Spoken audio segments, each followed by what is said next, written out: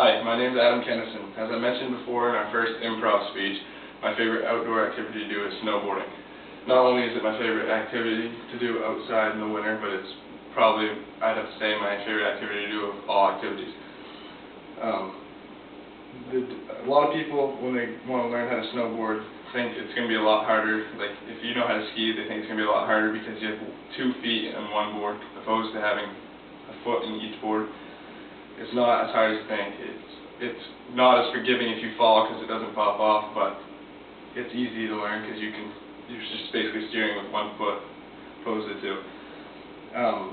Learning how to snowboard is easy, as I mentioned before.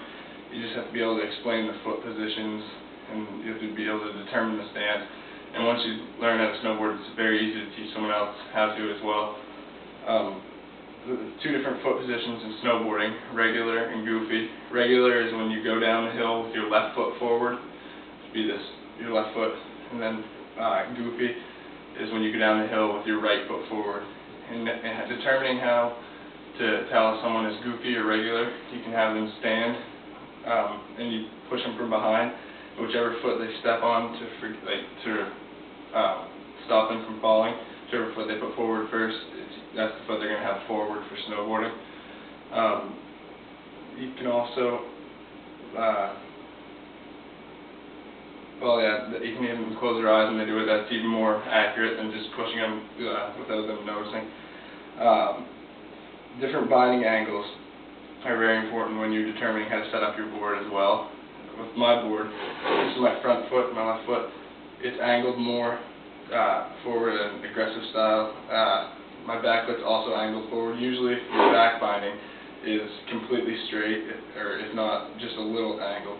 And your front one's angled forward. But I have to have this, unfortunately, because my boots are big and they stick over the edge. But for more freestyle riding, the back boot would actually be angled outward, so they'd make like a V. Your heels would be coming together. But that's for people who are good at going goofy and regular. Comfortable boots is another very important aspect of snowboarding. If you don't have comfortable boots, it's not going to be enjoyable for you. So you got to find ones that treat your feet good. How to go downhill.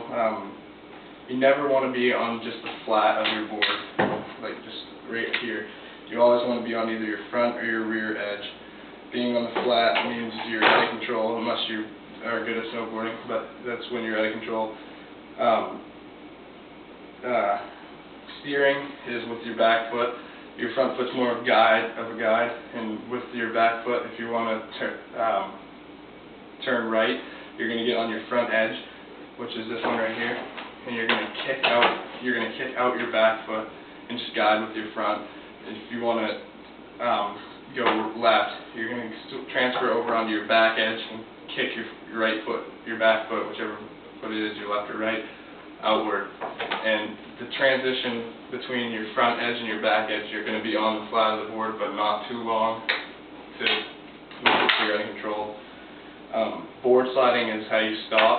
That's when you're going down, when you change from going down the hill like this to getting on your back edge and putting all the pressure in your heels with bending your knees. You dig your back edge in as much as you can to stop. So you're sliding down the hill, like facing downhill, not turned. Until you stop. That's one of the hardest things to learn how to do. But along with snowboarding, you get a lot of little scratches on here. You probably can't see it. I get some scratches from rocks and little twigs and stuff. Maintaining your board is the most important thing you can do. Not necessarily every time you go out, but pretty close. You might want to always check your bindings, make sure they're tight, check the screws, make sure all the clamps are working good. Because if you have a binding that's loose, it could come off when you're snowboarding or break and be expensive and be in more trouble than you want to be. Also, I don't do this very often, but you want to make sure your edges stay sharpened from running over rocks. You want to sharpen them when you do the waxing.